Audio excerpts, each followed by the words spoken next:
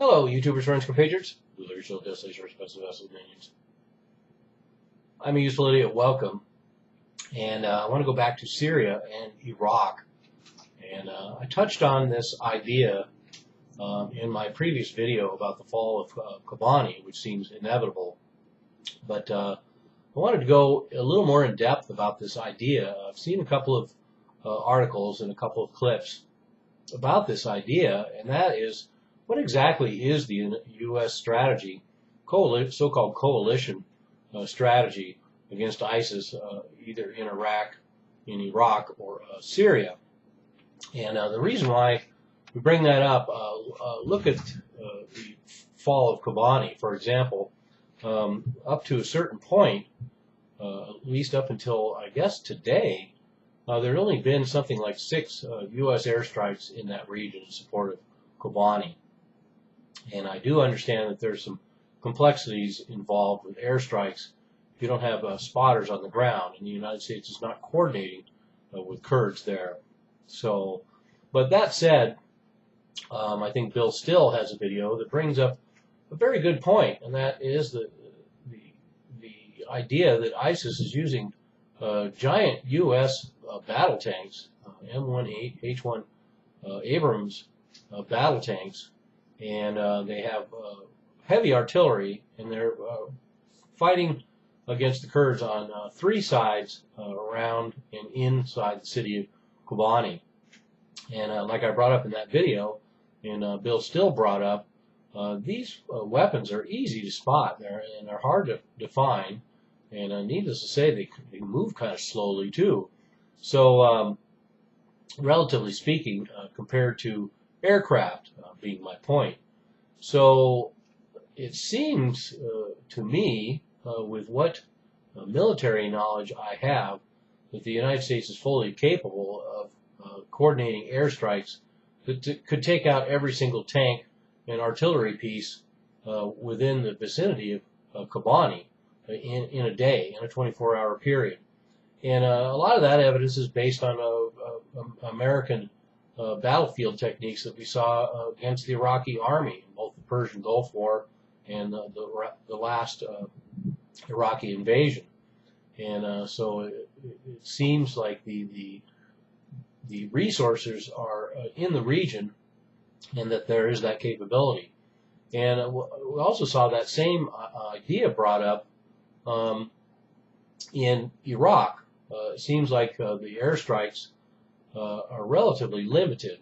Up to now, we have something in the vicinity of 200 to 300 coalition and U.S. airstrikes in Iraq, being my understanding.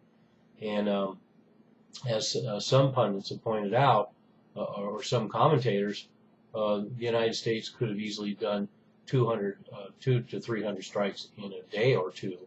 And yet here we are a month or more into this campaign, or maybe it just seems that long, that the U.S. and coalition response is limited.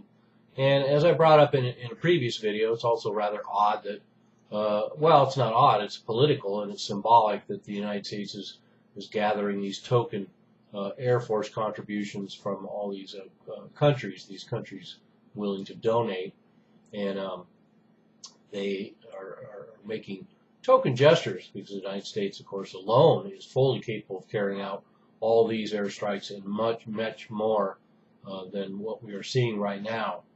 So, unfortunately, the fact that we see this relative light-handed touch by United States forces brings up some problematic questions.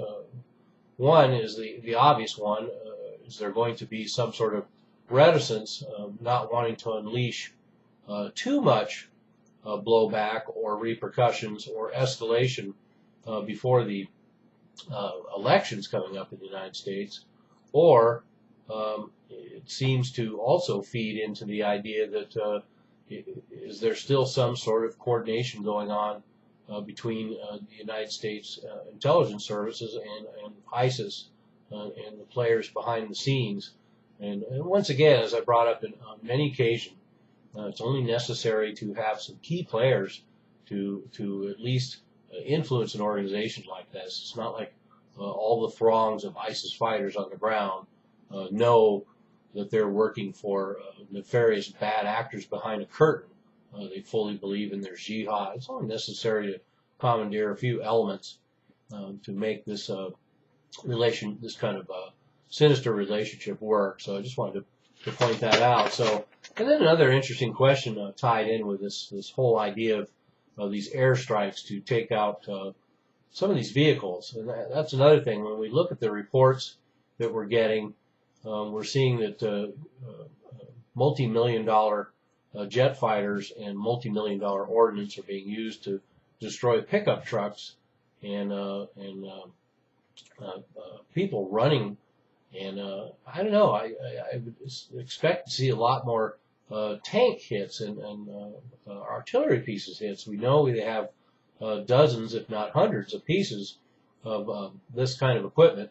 And it seems like that's what airstrikes would be taking out, particularly, like I say, we're using hundreds of millions of dollars worth of military hardware to take out $20,000 pickup trucks with a machine gun mounted on the back. So that, once again, that light touch brings into question what exactly is the U.S. strategy, what exactly is the United States relationship to ISIS, and what exactly they expect to achieve. And certainly this whole idea of airstrikes alone was known from the beginning not to be sufficient, particularly from what we've seen of who the air forces are supporting, either the so-called Free Syrian Army, which is virtually non-existent, or the Iraqi Army, which might as well be non-existent. So rather confusing all the way around if you simply analyze it by looking at incompetency or a bad strategy. One has to be a little more sophisticated and look a little deeper to find out that maybe what appears to be a failed strategy and what appears to be incompetency is actually the strategy itself.